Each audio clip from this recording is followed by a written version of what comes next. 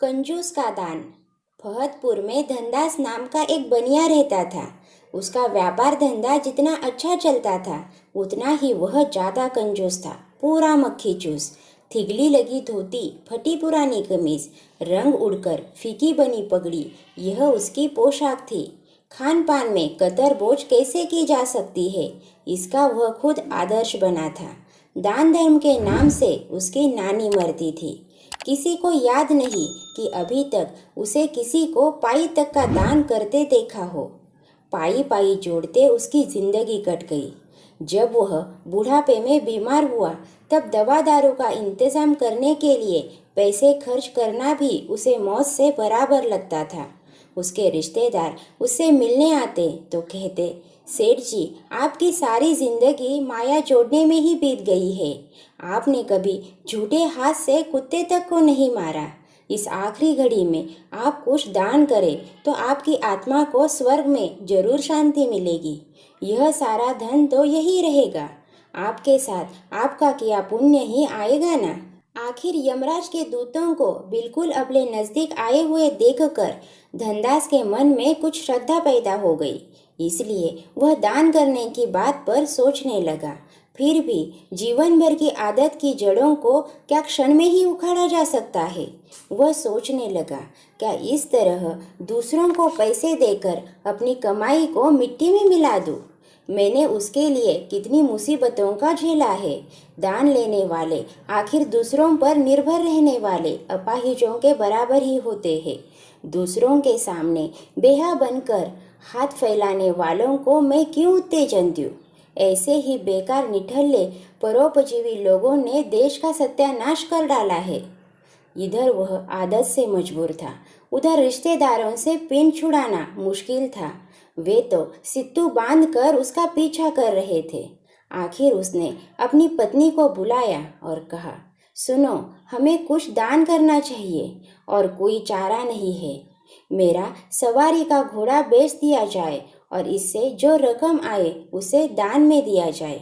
मेरे चले जाने के बाद उसका क्या उपयोग है? फिजूल तुम्हें उसके दाने पाने का खर्च करना पड़ेगा, इसलिए उसे बेच दो, पर कुछ बचत भी होगी। दान के लिए पैसे भी आएंगे और कुछ पुण्य भी हाथ आएगा। फिर वह दान तुम्हारे हाथ से होगा तो तुम भी स्वर्ग की अधिकारिणी हो जाओगी। आम के आम और गुठली के भी दाम। कैसी तरकीब है? दूसरे दिन धनदास चल बसा। बनियाइन तो बनिए से भी बढ़ी चढ़ी थी।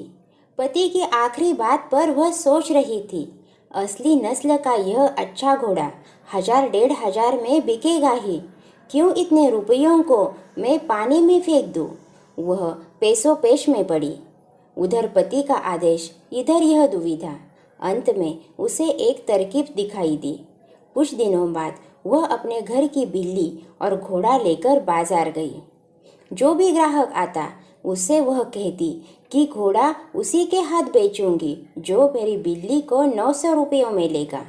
खरीदार सोचते और कहते, घर में अंजन के लिए भी दूध नहीं मिलता, इस बिल्ली को कहाँ से दे?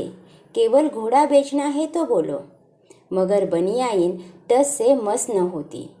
उसकी यह अजीब शर्त सुनकर ग्राहक बगैर ज़्यादा पूछताछ किए उल्टे पांव लौट जाते। अंत में एक आदमी ने यह शर्त सुनकर सोचा, बिल्ली को खरीदने पर उसे पालना ही चाहिए, सो तो शर्त नहीं है। देखो तो घोड़े की कीमत क्या बताती है। उसने कहा, सेठानी जी, दोनों की कीमत बताइए, मैं दोनों को खरीदना चाहता हूँ। सेठानी बोली, जो आदमी मेरी बिल्ली को 900 रुपयों में खरीदेगा उसी को यह घोड़ा 100 रुपयों में मिलेगा। इससे एक पाई भी कम नहीं लूँगी। लेना है तो ले लो, नहीं तो भाई रास्ता नापो। वह आदमी मुंह ताकता ही रह गया। मामूली बिल्ली का दाम 900 रुपये और ऐसे उम्दा घोड़े का सिर्फ 100 रुपया। कहीं यह पागल तो नहीं है? फिर भी उसे आम खाने थे, पेट गिनने से क्या मतलब? घोड़ा तो उसके मन में बस ही गया था। उसने तुरंत 1000 रुपये गिनकर घोड़ा लिया और घर की ओर बढ़ते बढ़ते रास्ते में बिल्ली को छोड़ दिया। इधर बनियाइन का खुशी का ठिकाना न था। इसकी तदबीर सफल हुई। घर आते ही उसने बिल्ली को बेचकर मिले हुए 900 रुपये अपने पास रखे और घोड़े की कीमत के 100 रुपये 10 पुरोहितों को बुलाकर दान में दे दिए।